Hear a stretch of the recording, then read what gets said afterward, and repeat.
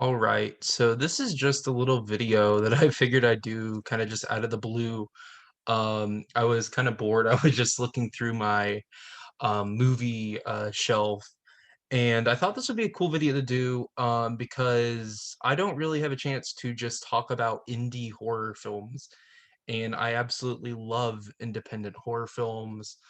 They're what really inspire me as a director, especially my last film, Secluded, was inspired by indie horror films I had seen over the past several years. And I wish I had time to do a video going over all my favorite indie horror films. I'd love to do that one day, but I just wanted to do a quick video on three indie horror films that I saw last year and just absolutely loved.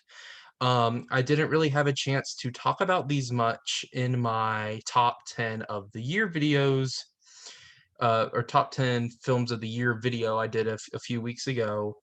But these are all films, these three films are films I really love. Um, and in some ways, I think one of them I honestly kind of just forgot about until I looked at it on the shelf and I was like, that movie came out last year and I didn't even think of including it on my top 10 film list. One of them, I believe, was an honorable mention, but I didn't get to talk about it as much. Then the other film is actually, if I had to say, probably in my top 10 favorite horror films of all time. But the reason I didn't include it on my 2020 list is because it is technically a film from 2019 that got a Hulu release in 2020. And there's a lot of films like that for me. Kind of that weird gap of the movies between a year and then the next year, whether they're Oscar movies or indie movies. Sometimes they premiere at festivals like Sundance, and then from there, they don't get like an actual US release or a theatrical Blu-ray release, Hulu release, whatever they do, until the next year. So I don't really have a chance to see the film the year it came out, and then it doesn't really make a top 10 list when it probably would if I had seen it in the calendar year that it actually came out. But anyways, these are just three films I really love, three horror films that I really think you should go find them somewhere and check them out. The first film I want to talk about here is one I saw in theaters. This was right before the pandemic, like end of January, I believe early February, this movie came out.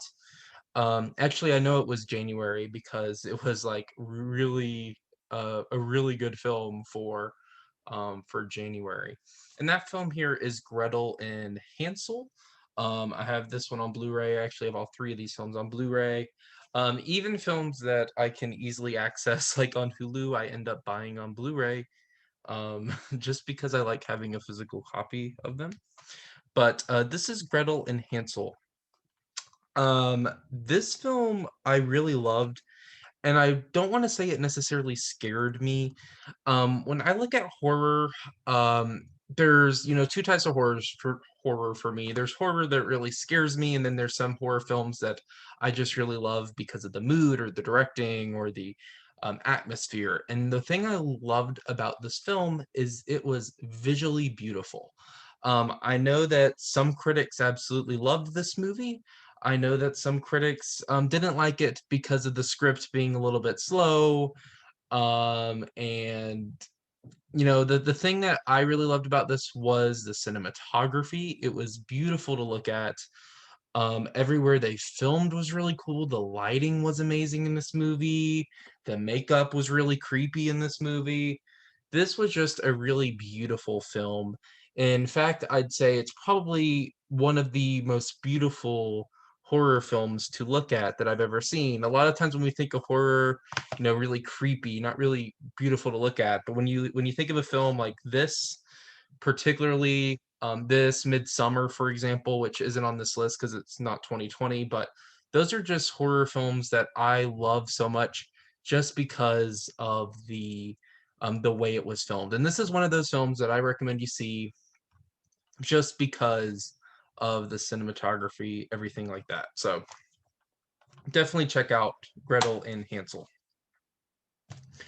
Next film is a film that was actually mixed as far as critic reviews.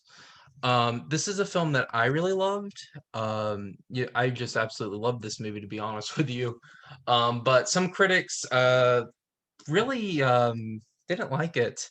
Some critics, I'd say most critics, pretty much said it was a good movie, but it wasn't outstanding. Some critics really hated it. There weren't really many critics that really loved it. Maybe a couple did, as far as reviews I read, but I absolutely loved it. And that is a film here called The Rental. It is a film by Dave Franco, I believe. Yes, it was his directional debut. And this is another film that's really atmospheric, but in a way not to where it's beautiful, but very creepy. The way he filmed the movie is very creepy. The script, as far as the script goes, some people didn't like the script. They thought it was a little bit abrupt at the end. I really liked the twists in this movie. It left me guessing.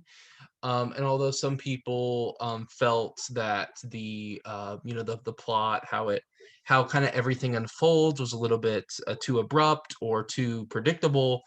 What I really loved about this movie is when I was watching it, there were so many scenarios going through my head of, oh, this could be what's going on. This could have, this may not be what's going on. And the way that I don't want to spoil anything, but the way things unfold, it's not anything like huge, like a huge plot reveal or a huge twist. But instead it's a little bit more simple.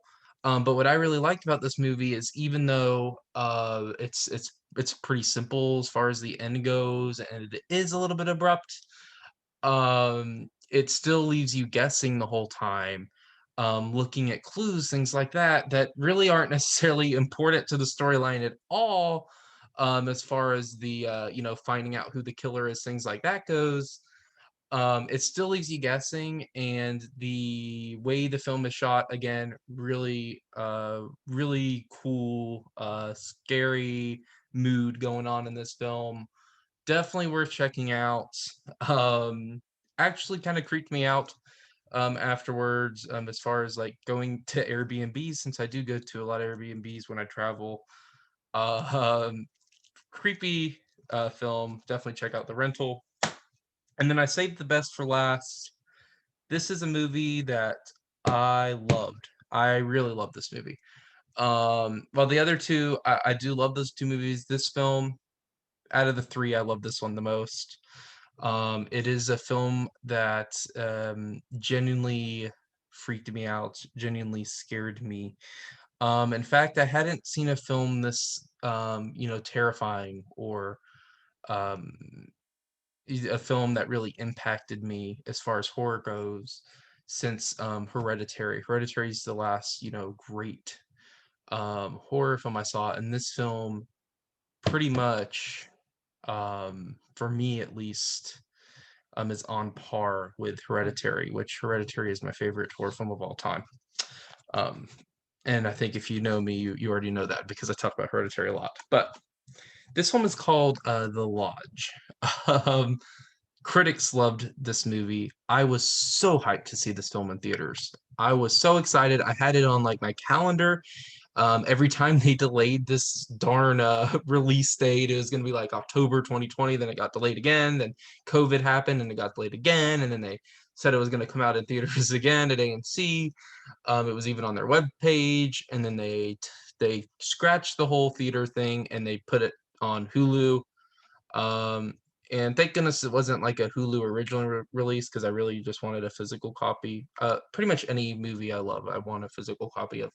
I already said that, but The Lodge, um, really, really freaking creepy movie.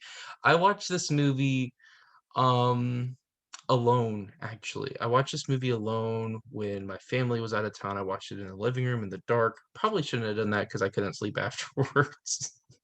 But same directors of Goodnight Mommy. And Goodnight Mommy is also an incredible film. So I was just so excited to see this movie. And when I finally did, it definitely did not disappoint. Um, really cool plot in this one, a lot of twists, turns. I watched it by myself when my family got back. We all watched it together a second time. They didn't really understand it, but that's okay. I was a little confused the first time I saw it, but I kind of got it afterwards as everything unfolded. But this movie has some really creepy things. Even the review here on the back by Roger Ebert pretty much describes it. This review on the front, scary as hell. The next great horror film is here. Absolutely true. Absolutely, absolutely true. That movie really freaked me out. It has really good writing. But the atmosphere is insanely creepy. It brought me back to the first time I saw Sinister in theaters. Sinister really freaked me out too when I first saw it.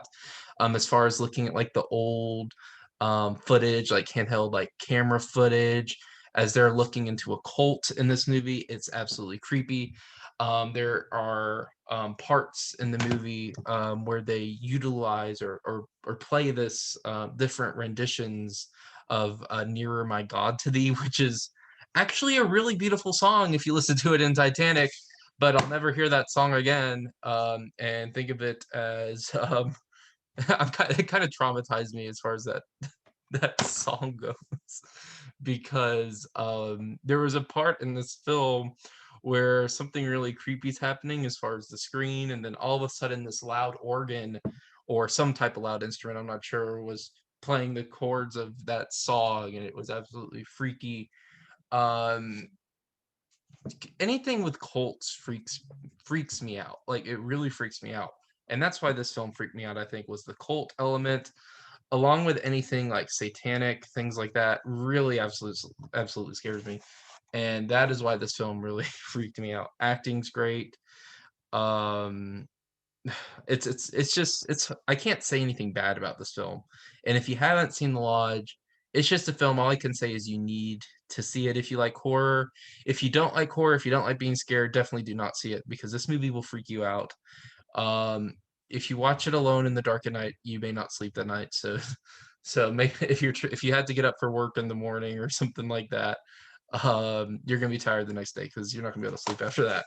But yeah, those are the three films that just came out last year. That well, The Lodge came out 2019-ish, but I felt like it needed to be talked about since I hadn't talked about it yet on my main of 2020 list, because it would have definitely been up there. It probably would have been in the top five of last year.